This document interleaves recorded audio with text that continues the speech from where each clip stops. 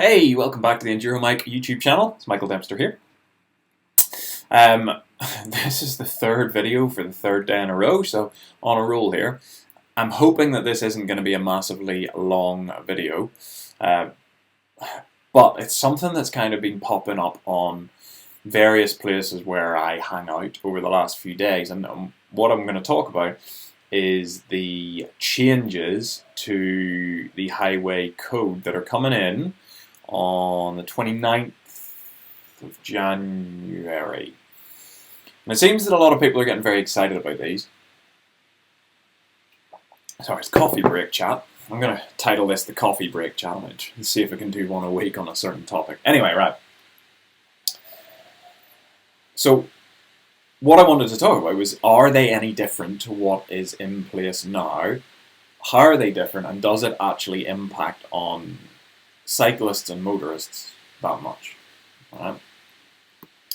And before, I know that this is such a contentious topic, and I know that there's going to be a whole load of people probably, there might not be, motorists especially, saying, oh, you don't pay road tax, you don't have insurance, blah, blah, blah. So let's get that out of the way first of all, right? First of all, there is no such thing as road tax. Simple. There isn't. There is vehicle tax, which you have to pay to drive your car, right? And that's worked out at the moment on emissions, which is why if you drive a Range Rover, you pay more than somebody who drives a Fiat 500. Actually, I don't think Fiat 500 pay anything, so they shouldn't be on the road either, according to the road tax law. But certainly, like a smart car or I don't know, a Ford Focus, you'll pay more if you have a Range Rover than one of them. If you have an electric car, you don't pay anything. If you have a car that sits under a certain amount of emissions, which is like 100 grams per kilometre or something like that, you don't have to pay anything. So if you're going to use that logic to say that cyclists and horse riders and pedestrians and stuff shouldn't be using the roads, then you are wrong, because, well, maybe you're right, but, there's quite a lot of cars that shouldn't be using the roads either.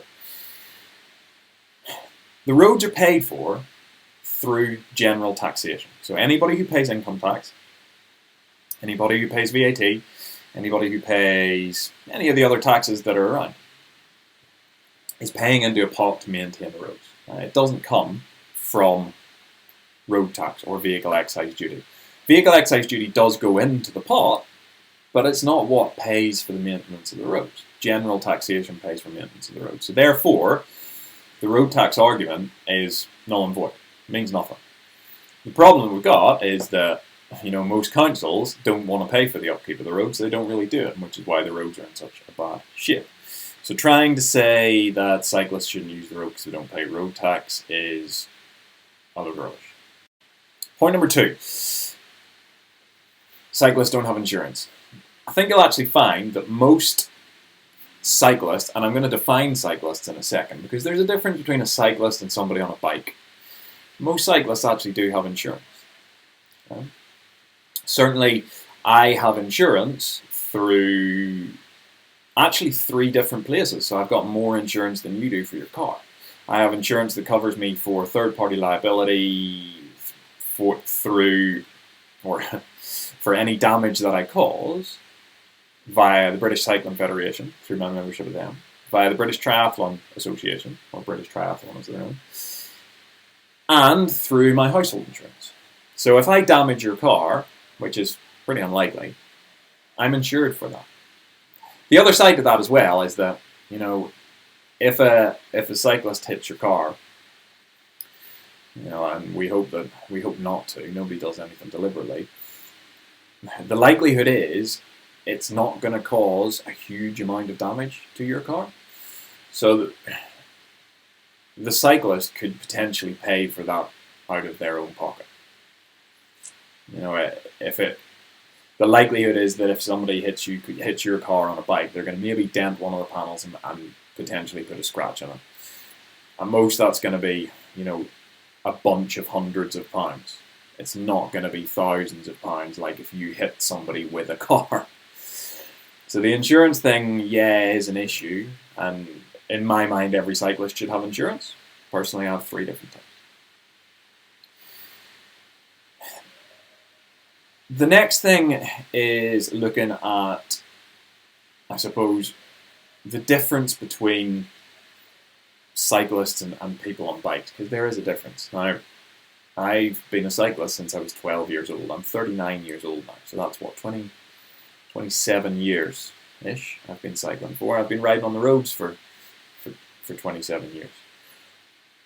One of the things that I have noticed is that, and I think this is a double-edged sword, and I'm probably going to get myself in trouble with quite a lot of the cycling community for saying this. Ever since cycling became a lot more popular, the standards of bike riding from cyclists, or people who purport to be cyclists, or people on bikes, has got worse. I don't think we can shy away from that. And I think a lot of that comes from the fact that back in the day, whenever it was a niche sport, whenever I started, you know, if you were a cyclist, you probably found out about it whilst you were a teenager. And whilst you were a teenager, you were schooled in how to ride a bike properly by people in your cycling club, because it was very much a club sport. And it was focused around racing, and it was focused around sport. I think in the last 10 years or so, when it's become more of a recreation than a sport, and when I say it's a recreation more than a sport, I mean that people don't do it competitively.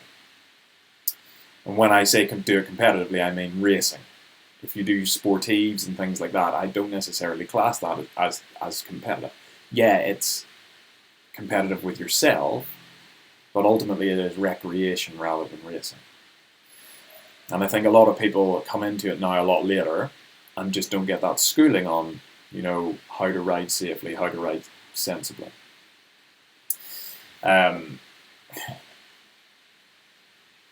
Which I think is a little bit of a worry. And certainly for the last, 15 years I've been commuting through London. This is going to get me in trouble as well.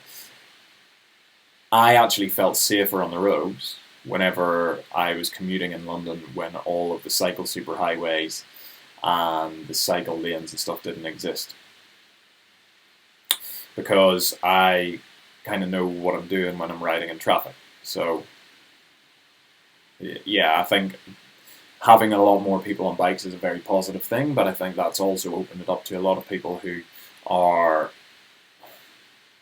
not necessarily great bike riders, riding bikes and making mistakes, and a lot of people who, you know, what's the word? I'll remember it in a second.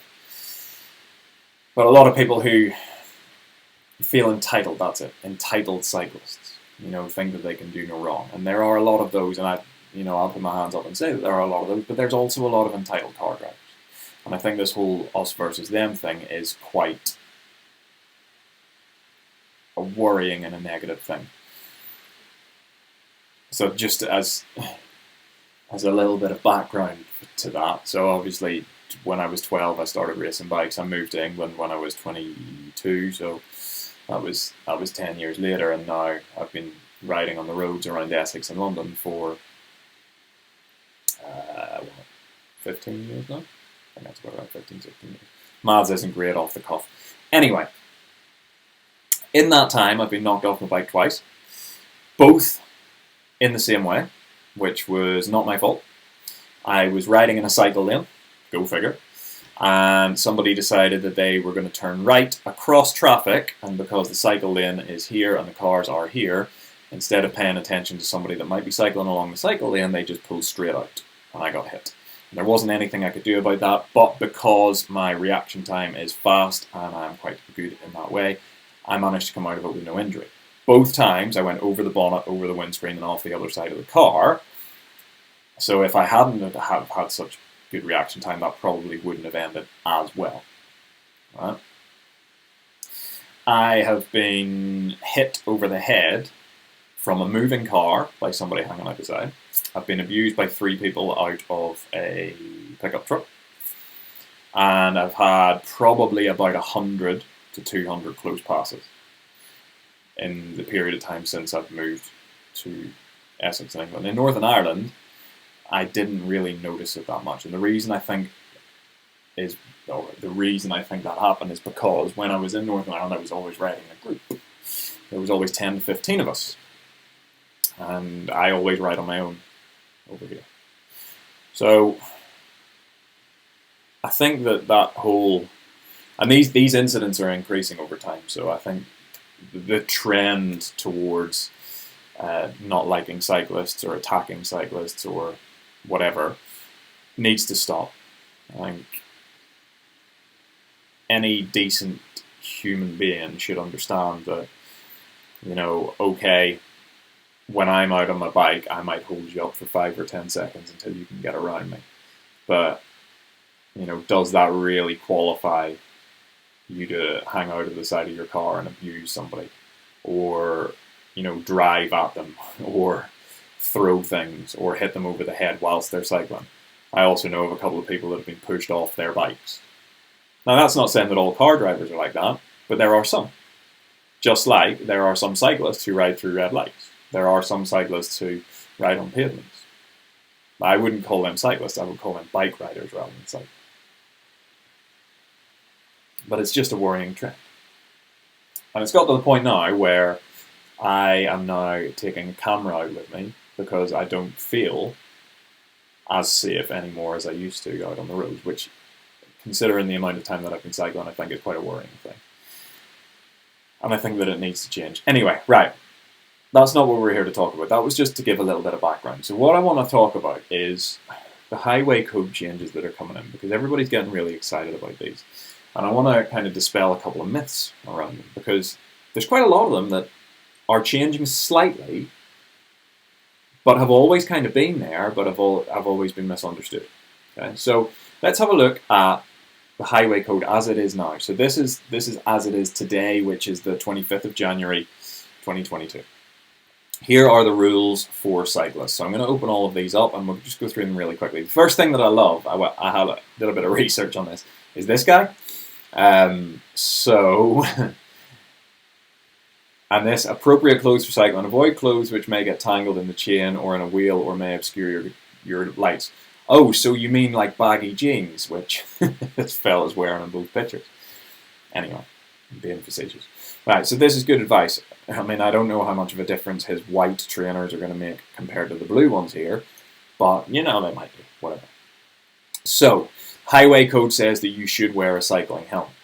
Okay? It says that you should wear appropriate clothes. It says that you should be visible in daylight, and if you are riding in the dark, you should have some form of reflective gear on. Fair play. I would agree 100% with that, and I think anybody who rides a bike would agree with that. Who's sensible anyway.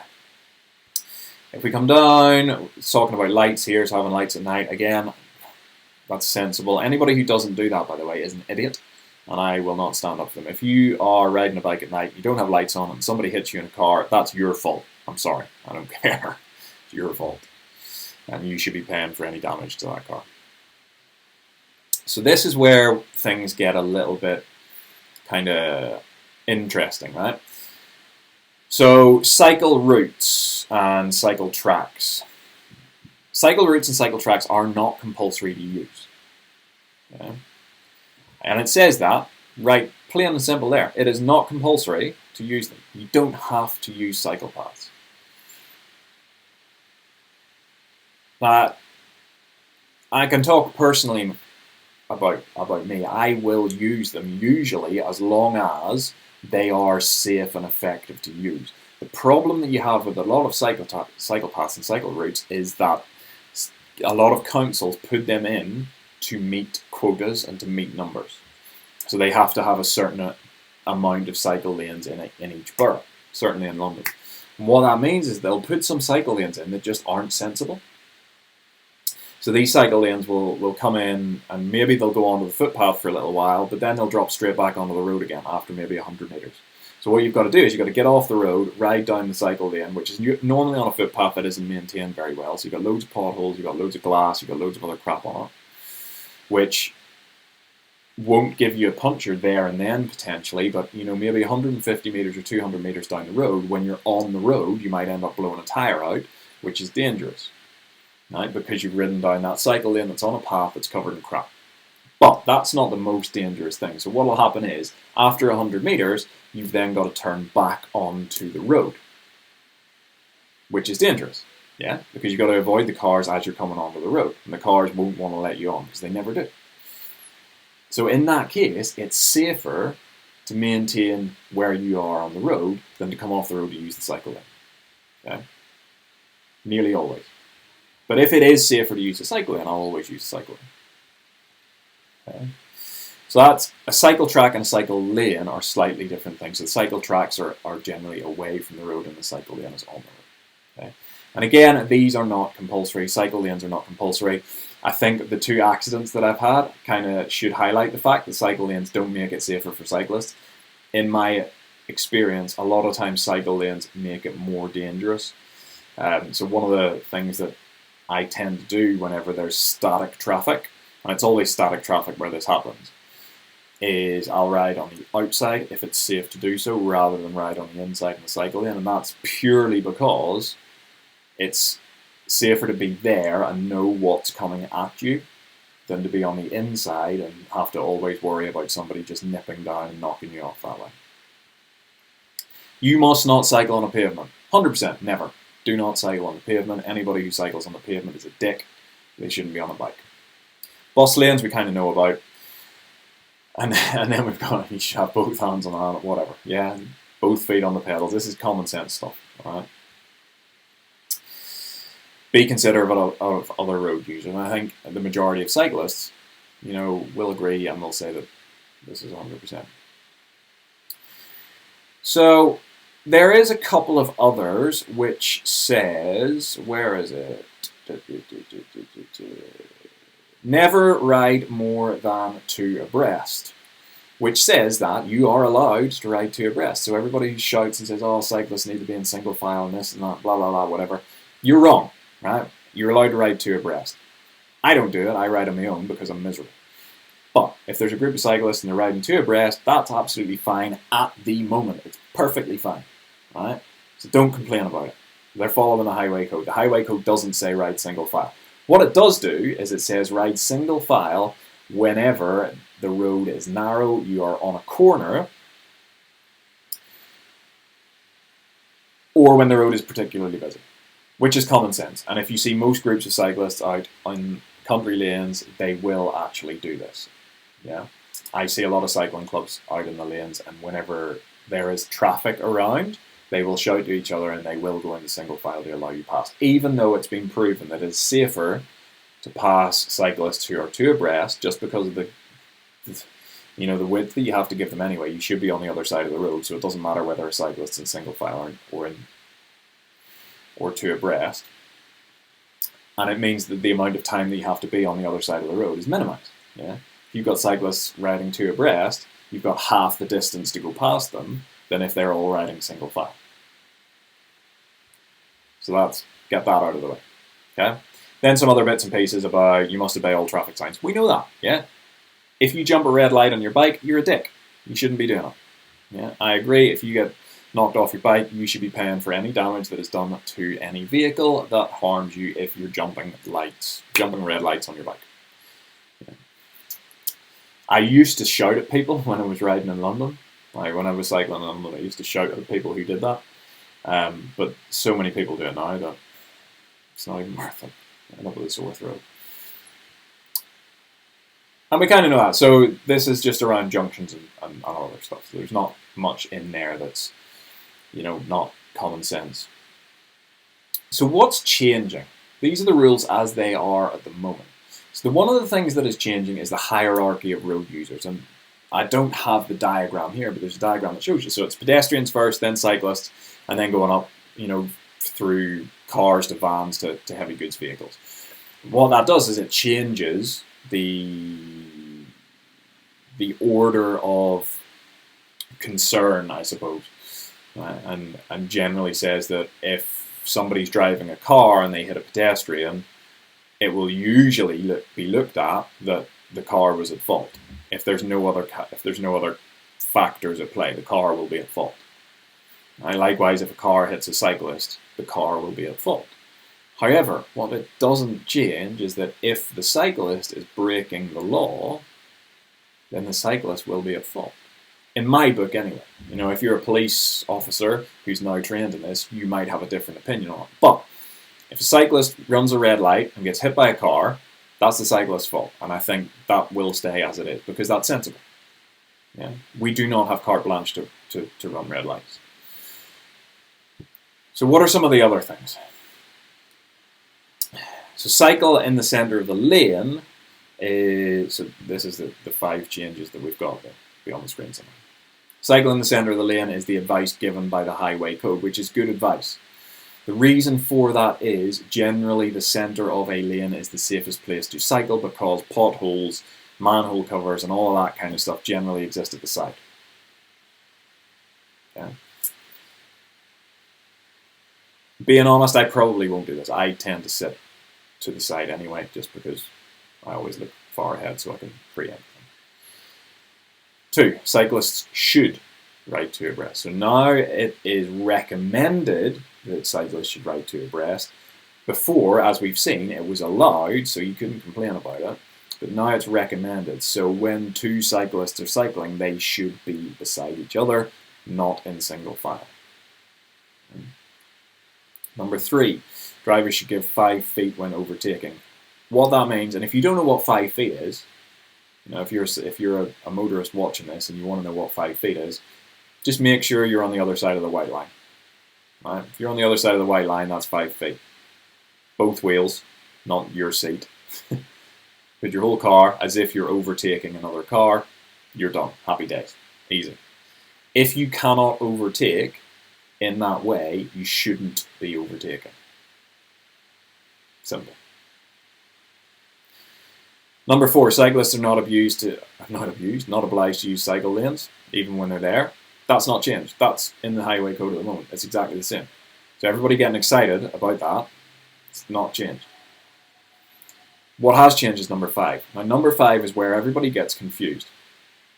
Cyclists either side of a vehicle have priority when cars are turning. Now this is to stop something very specific happening. And this happens all the time. In that if you are on your bike and you are riding down the inside of the lane, what will happen is someone in a car will come past you and cut in front of you to turn left. And it happens all the time, and it is very, very dangerous. And it's literally just impatience. Because usually it'll happen when you're about 5 seconds away from the turning. So the person who's in the car behind you could literally wait for you to go past, but they won't. And what that does is it puts a specific requirement on them to wait. I know a few people that have been hit by cars in that way. I haven't. I've been hit the other way, which is where people turn around. Now the reason why it's saying on either side have priority is because if it's in slow moving traffic and there is somebody who's trying to avoid getting hit in the cycle lane who's coming down the outside, it just means that you need to pay attention to them being there. So all it means is that you need to use your mirrors. And if you remember when you were learning how to drive, you had mirror, signal, maneuver. Remember that? Yeah. So you should always check your mirrors before you make a signal, before you do a maneuver. That's all it's saying. It's saying check your mirrors to make sure that there's not anybody there. Okay? And if you don't do that, or you do decide that you're going to overtake someone and then turn left immediately, or you're going to come up the inside of a cyclist who might be turning right and you're going to cut across them and you hit them, it means it's your fault. Without a doubt, it's your fault. The only time where that would be a problem for a car driver is in slow-moving traffic, and you should be paying more attention to what's going on in slow-moving traffic anyway. So actually, if you look at these highway code changes and you look at what was in the old highway code, there's not that much of a difference. It's kind of the same. The only real difference is now cyclists are advised to ride 2 abreast, whereas before they were allowed to do it. There's a bit more specifics about how much different or how much room you need to give people when you're overtaking. And number 5, which basically means just don't be a dick, which is quite straightforward, I think. So hopefully that's kind of cleared things up. If you're a cyclist yeah, who doesn't quite understand the difference between these, or if you're a car driver, then hopefully it's kind of made things a little bit more straightforward for you. I'm gonna, for those of you who like to argue about car tax and road tax and stuff, I'm going to put a link in the comments below just about where I got that information about who pays for the road, so that you can go and have a read if you want and get a little bit of education on that. But my final point, I think, is that this whole thing around car drivers and cyclists in the UK is a bit ridiculous. And I think it's worth remembering that, you know, it's not something that doesn't have a personal effect on anybody involved in it. You know, cyclists aren't subhuman. They are people. They have families. You know, they have jobs. They have people that depend on them, just in the same way as you do in your car. The only difference is, if you're riding your bike and you make a mistake, or you lose concentration, or you make a bad judgment, what happens is you get hit by a car and you get very badly injured, or you get killed. If you're driving a car and you lose concentration, or you make a mistake, or you have an error in judgment and you hit a cyclist, nothing happens to you, but the cyclist gets seriously injured or killed. So we are in the lose-lose situation, whereas you're kind of alright. You might scratch your car. Yeah. So I suppose what I'm saying is, it would be nice to now not have the worry whenever certainly I go out on my bike that, you know, something might happen whilst I'm out. I never used to have that issue. I never used to have that worry. You know, I used to just go on my bike and do it. But the last 3 years, 4 years, I've started getting to the point where I'm like, there's just too many dodgy issues happening each time I go out, which isn't very nice. Anyway, hopefully I haven't offended too many people with this. If you enjoyed this video, then please like and subscribe. If you didn't, then please feel free to comment and rip me apart. I like a good debate, so I will reply to you, maybe with something sarcastic, maybe with something not. But outside of that, thank you very much for watching if you've got to this point. I'll see you later.